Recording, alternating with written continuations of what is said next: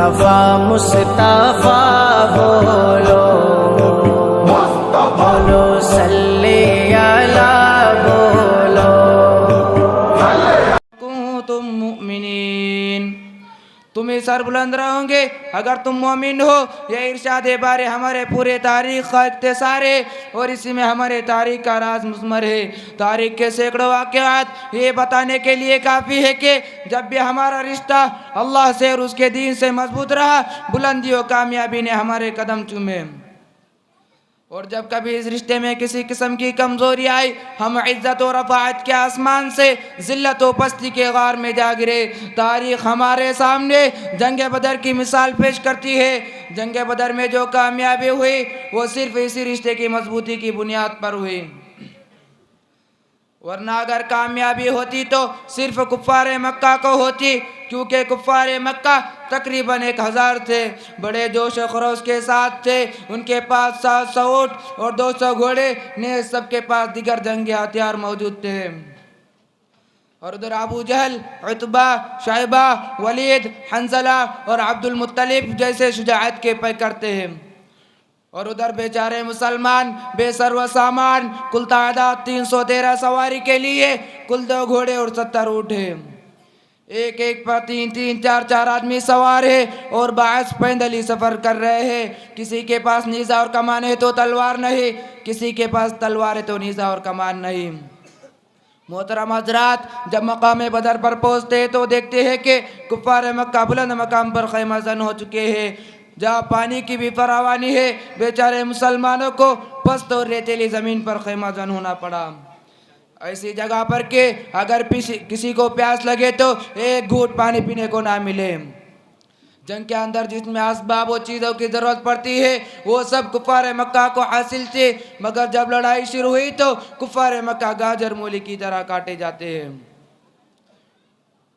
कुफ़ार मक्का का सबसे बड़ा सरदार अबू जहल 2 बच्चे मुआज़ और मुआविज़ के ज़रिए मारा जाता है और अब्दुल्ला बिन मसऊद उनके सर को जिस्म से जुदा करते हैं। मुसलमानों, वो कौन सी चीज़ थी जिसने ग़ुलाम को गालिब और आका को मग़लूब कर दिया? सच फरमाया अल्लाह तबारक व तआला ने, वअंतुमुल अअलौना इन कुंतुम मुमिनीन, तुम ही सरबुलंद रहोगे बशर्ते कि तुम सच्चे और पक्के मुसलमान रहे।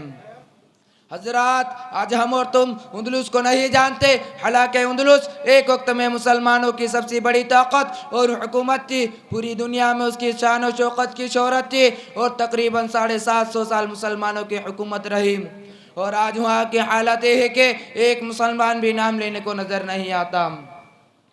मुसलमानों के ऊपर तबाही इस तरह आई कि ना सिर्फ है कि मुसलमानों को बेघर किया गया, बल्कि मुसलमानों का कत्ल आम हुआ, इज्जत व आबरू को पामाल किया गया, हज़ारों मुसलमानों को अपना मजहब छोड़ने पर मजबूर किया गया, जिंदा मुसलमानों को ज़मीन के अंदर दफन किया गया, जिंदा मुसलमानों को आग में जलाया गया।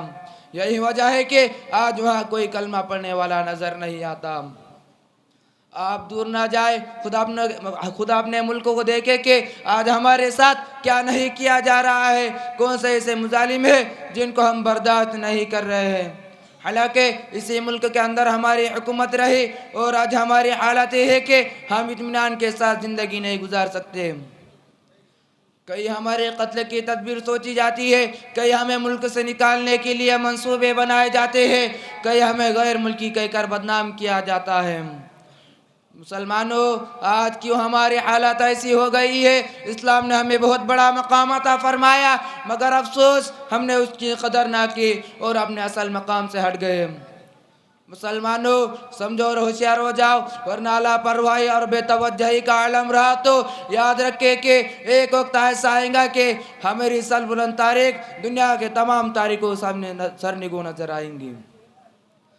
आज हमें समझना चाहिए और गौर व फिक्र करना चाहिए कि हमारी तरफ तबाही और बर्बादी के हाथ बढ़ रहे हैं। जो जफा जुल्म सितम के पार टूट रहे हैं, हमें शिकंजों में दबाने की कोशिश की जा रही है।